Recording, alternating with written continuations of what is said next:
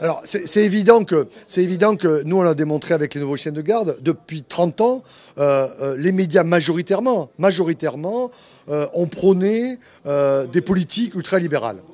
Des politiques de dérégulation, des politiques qui ont fait du tort aux intérêts des salariés. Que ce soit autour de la sécurité sociale, autour de la retraite, autour de leurs droits qu'ils avaient acquis dans des luttes.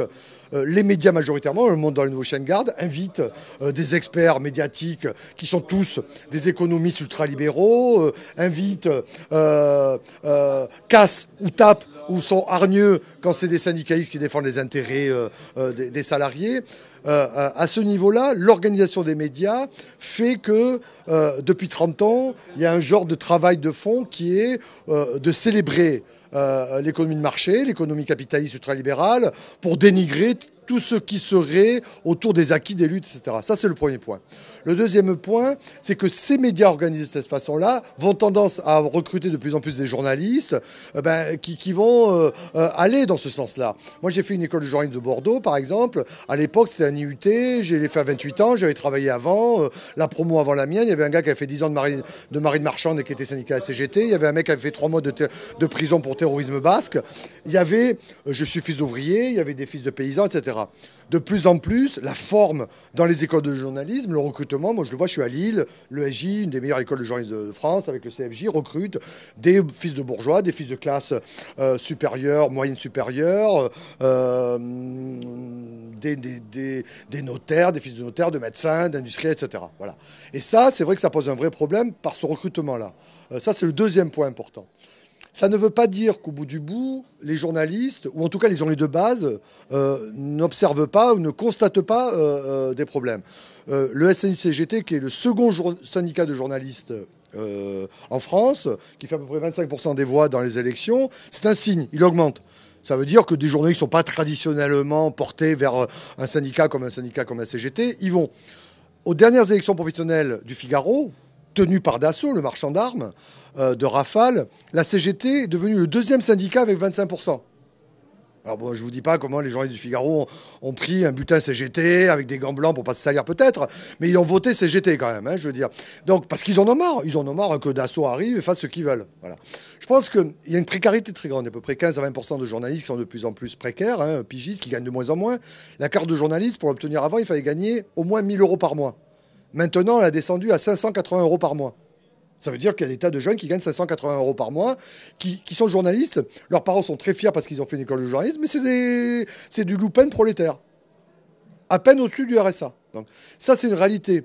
Ça veut dire que, la critique des médias, radicale, c'est qu'elle est la nôtre, qui est organisée en France, qui existe en France depuis au moins 1995, autour d'intellectuels comme Pierre Bourdieu, d'intellectuels comme Serge Halimi, du Monde diplomatique. Il y a Pierre Imbert qui est là aujourd'hui, par exemple, le rédacteur en chef du Monde diplomatique. Cette critique des médias organisée en France, radicale, existe et doit continuer d'exister, est une chance, parce qu'elle attire des jeunes journalistes, comme un phare, un peu, dans la nuit du journalisme actuel. Et notre boulot consiste effectivement, hélas, pas à les nourrir parce qu'on n'a pas encore de moyens, mais de porter une conscience critique. Parce que pour nous, un des piliers de ce système sont les médias. Les médias est un des piliers de ce système-là. C'est pas un hasard si les grands groupes industriels et financiers s'accaparent des médias. Et que si on rêve, si on espère, si on aspire à un changement progressif de cette société, à un changement radical, important, c'est évident que les médias sont un frein à ça. Organisés, sciemment. Tous les journalistes ne sont pas conscients d'être des chiens de garde à destination à mordre ceux qui veulent attaquer les intérêts des puissants, mais au fond, ils le font. Voilà. Moi, j'ai travaillé longtemps, je travaillais à France 2, je travaillais à Sud-Ouest, je suis un bon petit soldat du journalisme, et je suis parti à force parce que je savais ce qu'on me faisait faire, même dans le service public. Donc là c'est évident que les journalistes ont une responsabilité d'abord, pas dans le mot crise, parce que la crise, ce n'est pas une crise, c'est un cycle normal du capitalisme. Le capitalisme est un système violent, et ce n'est pas la crise actuellement. C'est la crise, c'est-à-dire qu'il détruit à des moments donnés pour augmenter ses profits le sort de millions de gens, des Espagnols, de vous tous, là, les Espagnols, un Espagnol sur deux, de moins de 25 ans, n'a pas de boulot. Voilà. Donc, les journalistes, en plus, amènent des valeurs très individualistes, des valeurs contre toute expression collective. C'est intéressant, par exemple, comment les journalistes ont traité de vos révoltes en Espagne. Au départ, ils sont allés vous voir, même avec un petit côté sympa. Parce que au fond, les indignés espagnols, s'ils étaient indignés, ça allait. S'ils commençaient peut-être à élaborer un système de résistance, comme ça a été fait en Espagne, hein, je veux dire, pas uniquement avec les marxistes ou les trotskistes. La CNT a été un syndicat, Dieu sait puissant, dans les années 30.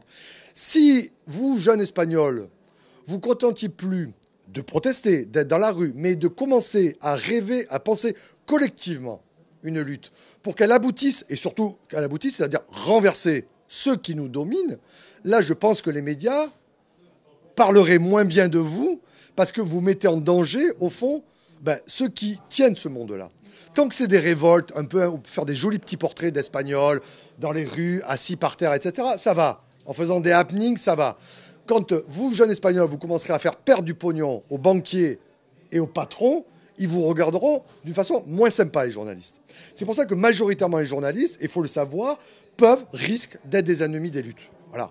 Par la façon même que c'est organisé. Quand j'étais au bureau de France 2 à Lille, moi, quand j'étais journaliste au service public, je disais, alors que j'étais à CGT, je disais à des camarades, n'ayez pas confiance en moi. Parce que je ne domine pas la production. J'ai des rédacteurs en chef qui peuvent se servir, changer, mettre mon reportage à la fin du journal, enfin, se démerder à ce que mon reportage honnête, parce que je considère que je ne suis pas militant, je considère que souvent je suis honnête. Raconter la merde dans laquelle vous êtes à cause de tout ce qui s'est passé en Espagne, c'est pas être militant, c'est faire preuve de journalisme, d'objectivité, je dirais, parce que c'est terrible ce qui vous arrive. Voilà, surtout pour des jeunes comme vous, c'est terrible. Et c'est pas venu de Dieu, c'est pas tombé du ciel. C'est quelque chose qui s'est fait petit à petit, et vous en êtes là où vous en êtes avec des responsabilités, avec des ennemis, des coupables. Voilà, il y a des coupables.